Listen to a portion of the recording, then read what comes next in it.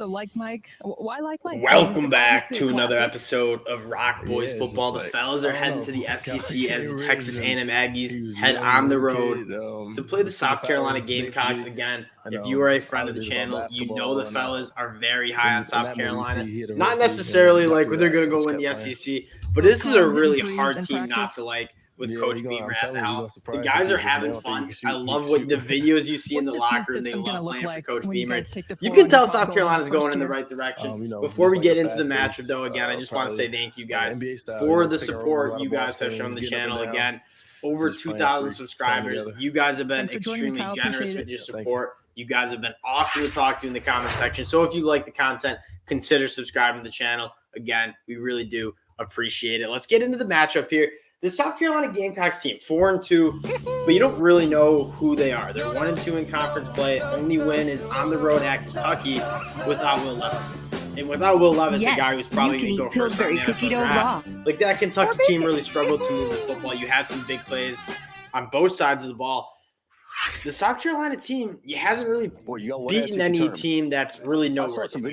Wins against Charlotte, Georgia State. Okay, you don't really know how good they are. And then Texas A&M, you know who they are. They're just kind of an average football team that has a ton of talent. We talk about this all the time. There are very few teams in the country that can beat the powerhouses of Alabama and Georgia. Texas A&M has that ability because of how well they've recruited, because of the talent they've stockpiled. But on the offensive side of the ball especially, they haven't really been able to figure out what their identity is. And now we got Hanks King starting after Max Johnson out. And you just don't feel that optimistic that they're going to be able to move the ball. And if they have had some success on the offensive side of the ball, it is with Devin Chain averaging 5.5 yards per carry. And this is against the South Carolina team that has really struggled to stop the run. They're giving up 4.5 yards per carry to opposing teams. And it was something they really struggled with last year.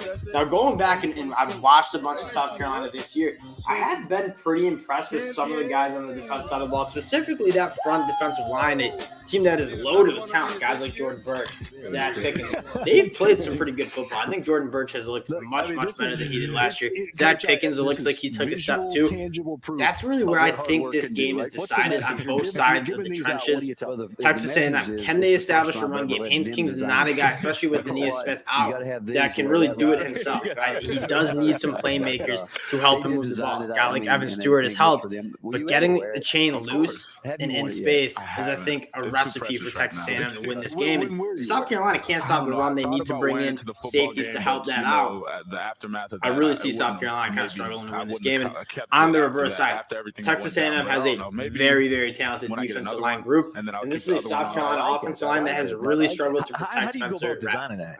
Wanted to call him Spencer Rattler. And yeah, Spencer Rattler, you look at what he's done. 15-20-minute meeting with Josh hasn't looked great. I mean, the completion percentage is there, like the efficiency, 66% completion percentage. You feel pretty good about that. And he flashes that arm talent that you know he has, being a former 5-star guy.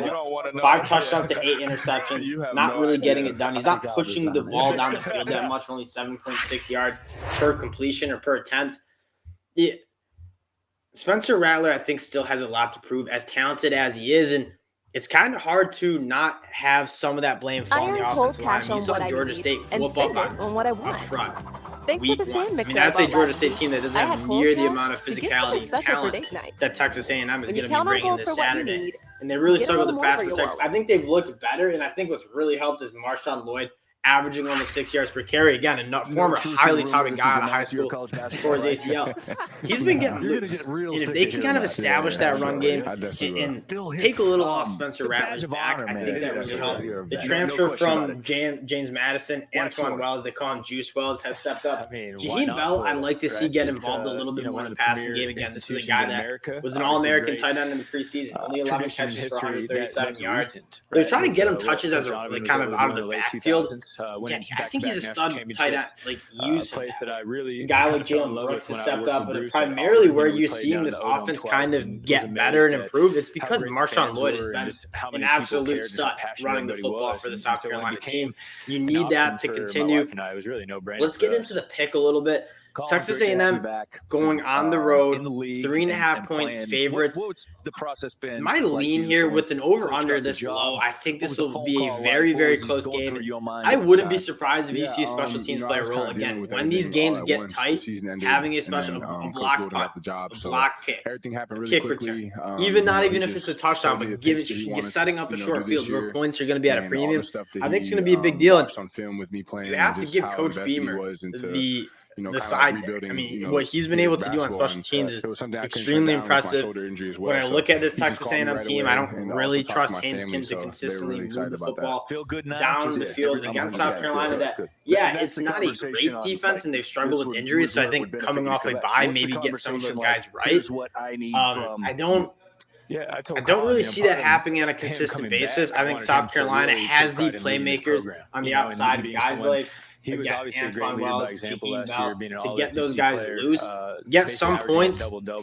My lean here is with South Carolina to keep it close within a field goal. That being said, probably not like an official play because neither of these teams I really trust. As much as I love South Carolina, they're sitting at 4-2. You haven't seen them kind of beat teams that are kind of impressive wins. If you look at their scheduling, what are the impressive wins? Your most impressive win's probably on the road at Kentucky, which looks great. But then when you find out Will Levis didn't play, not so much. So leaning with South Carolina, but it's not enough to get a pat on the back around here. A lot about these teams. I think both of these teams are kind of exciting just because how exactly did everyone find out about this? South Carolina, like this program is heading in the right direction. We're just not sure if they're your replacement has arrived. This makes no sense, and you know it. Players kind of in that program that he wants and that are his guys, so to speak. This is going to be a really fun one again. I will be certainly watching whenever Coach Beamer is coaching the football game. I'm going to be tuned in. I appreciate you guys tuning in again. If you guys do like the content, consider subscribing to the channel. We appreciate you guys, and we will talk to y'all later.